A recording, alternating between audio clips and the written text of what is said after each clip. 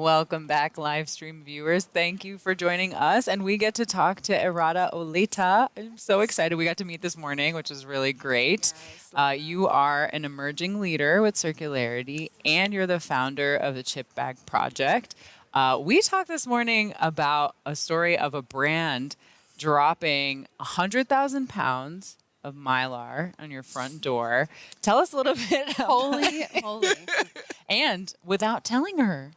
Yeah, I mean, drop on your front door. I kind of picked that up. That's wild. So, but you work at you founded the Chip Bag Project. You have great ways of using that Mylar. Tell us about what that would turn into and how you've used it. Yeah, Mylar is I kind of fondly say I'm not a big fan of plastic, but if I was to pick one, it would always be Mylar. Yeah. It's very lightweight and it's very versatile. And one of the things that we've been able to do is make it into a sleeping bag. So imagine something that is warm, it self-reflects, it's lightweight, it's also waterproof. Mm-hmm. This is something that is not just what we give to people to say, hey, have an opportunity to be outside in the cold, but it's also a way for you to rethink your relationship with trash. We're been able to turn our Mylar into tote bags, like freezer bags, into wallets. We make a little cool, funky hat out of it.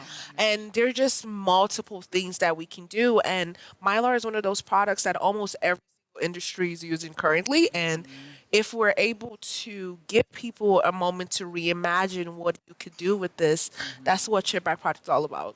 So talk to us a little bit about that human health impact.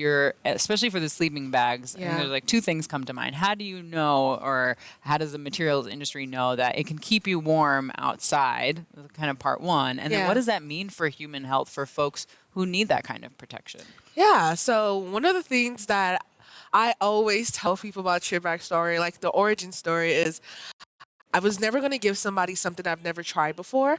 And before I even decided that I was going to make this into a sleeping bag, I started to see pictures of people with their emergency blankets over their bodies when they come out the water, and exactly why people would put that on them.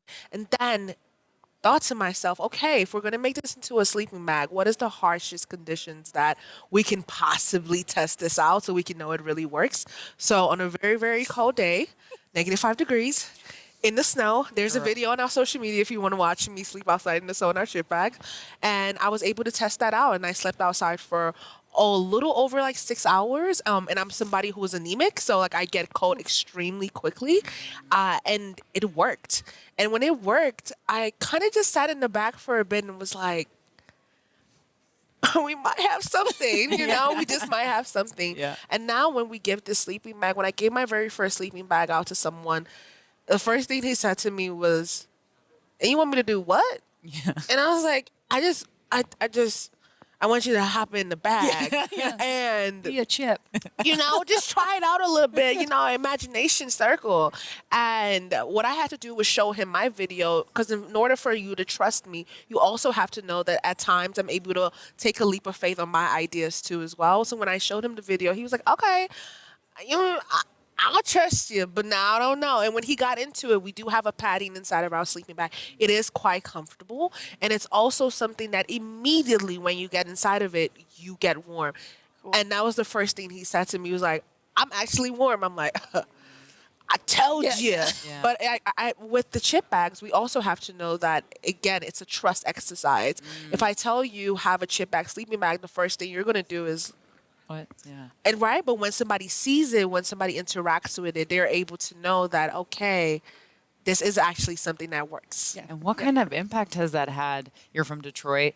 What has that had locally and even nationally? Yeah, so since we launched, we've been able to collect 2.5 million pounds of Mylar from the entire world. So we don't collect from just Detroit. We collect from as far as Singapore. And it's been something that we're seeing international need. And it started off as just a good feel project. We just wanted to provide sleeping bags. I fondly tell people I wanted to launch this for about 6 months and make 100 sleeping bags.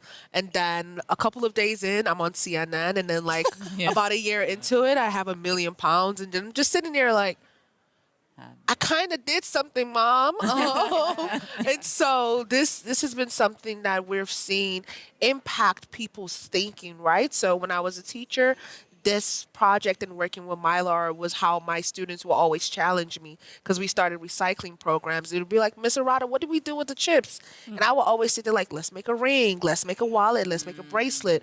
But now with this, young people are able to now think even further past the limitation of just a creative application, but how do we do this on a worldwide need application as well?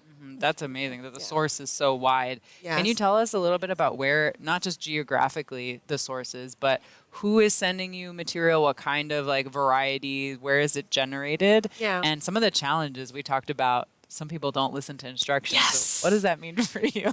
We collect from corporations. We have a school program where we collect from schools, local businesses, and households. And one of the things that have made collecting almost 3 million pounds of foil is the fact that we have to clean some of it, because people have this funny, I feel like it's a little trick, but they're like, hey, Arata, you're going to clean this bag. Maybe you want to eat some. And we always get a couple of bags or a box of bags that still have chips inside of them or still have something. Wow. We also collect bird food bags, so we get bird food in there sometimes. Wow. And it's just always a thing that I sit in my room and I'm picking a chip from my hair or like have a chip on the floor, and I'm just like, but I said you should clean it. I have a video on the website on how to clean it. Yeah. So yeah, it's a great thing that we're being able to see so many different kinds of people in so many different places want to interact with. We also have corporate partnership and team days where people get to use this as a team builder too as well. So it's something that almost every single person in every single area of life can interact with in some capacity. That's amazing. Okay.